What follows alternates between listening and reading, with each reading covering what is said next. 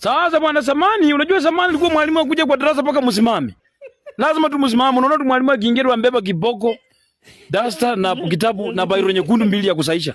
Anakuja nitupa tu kwa meza. Kwa hiyo meza unajua kila darasa lilikuwa na meza yake. Meza wameandika standard 4 kama ni class 4.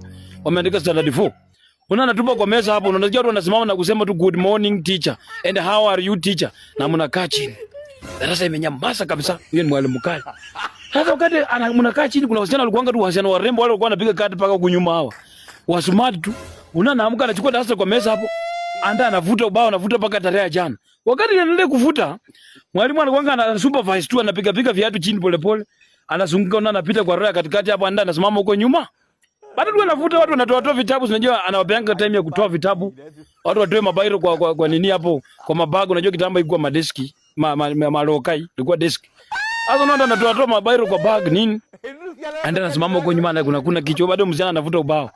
Sasa wakati msichana anamaliza kuvuta ubao, unasikia anawauliza, "Oh, jana tulifika wapi? Tuliwaachia wapi jana?" Sasa kumbe vile amesema chukua nini ulikuwa unapenda kusimama huko nyuma bwana.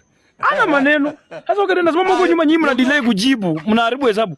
Wakati delay kujibu, si mmetoa vitabu. Na anaanza kufungua yeye mwenyewe, mwalimu mwenyewe amesimama hapo nyuma na anafungua kitabu ya mtu hapo nyuma. Tulifika wapi jana? Akafungua kitabu ya jamaa nyingine hapo. Alikuwa jana na hakufanya kazi. Akaharibu hesabu, akaharibu mood ya mwalimu. Kwisha. Na mwalimu alikuwa anataka kufunza. Mwalimu alikuwa anataka kuendelea topic ya jana. Sasa wakati na jamaa unasikia anaambia prefect enda penye na kaanga hapo, hiyo kiboko yenye meleta ndogo. Huyu sikuwa nataka hata kuachapa, lakini sasa huyu ameharibu hesabu. Kuna watu hapo katikati, kina zizi hapo katikati. Tuko tumefanya sasa hiyo kazi. Sasa huyu jamaa ameharibu mahesabu huko nyuma. Sasa chukua ndio ndanga anasimama nyuma. Sasa enda penye nimekaa hapo hivyo, unasikia nduma prefect enda penye na kaanga hapo. Enda leta mikiboko yangu iko hapa ya Cyprus, viboko 4. Leta viboko 4 hapo. Kila mtu afungue kazi ya jana.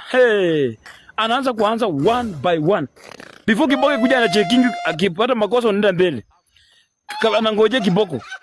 Ana check tu na mkono tu. Kofi unaenda mbele. Toa sweater unaenda mbele. Toa sweater.